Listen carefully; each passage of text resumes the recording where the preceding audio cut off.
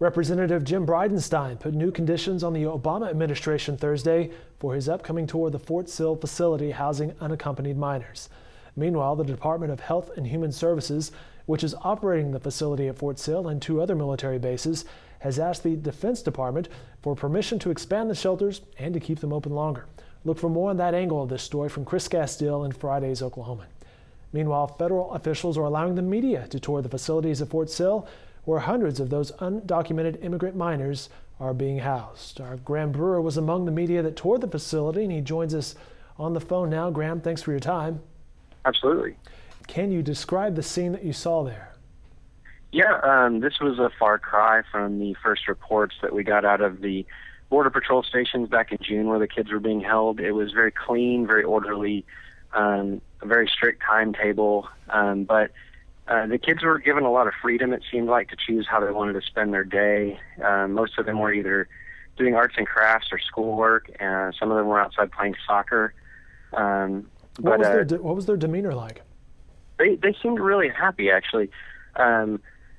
We were able to walk by them, go in their dorms, and we weren't really allowed to interact with them or ask them questions, but they were all very happy.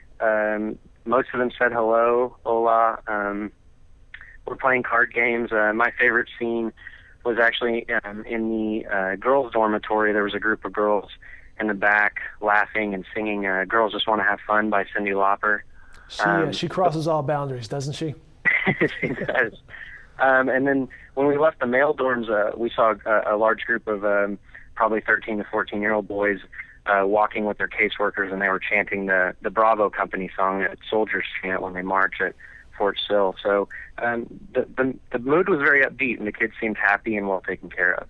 What were some of the restrictions placed on you and the media there today? It was really tough. They were reading from a script, and we were not allowed to ask questions before or after or during the tour of not only people or children in the facility, but the people who were giving us the tour. We were not allowed to ask them questions either.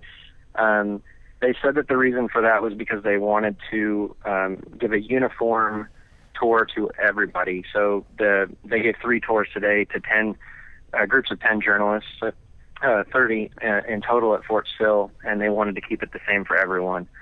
We are allowed to submit questions via email later today to the Washington, D.C. office, but other than that, none of our questions were really answered. Graham Brewer from the Oklahoman. More from Graham, and again, Chris Castile in upcoming editions of the Oklahoman on this story and online at newsok.com.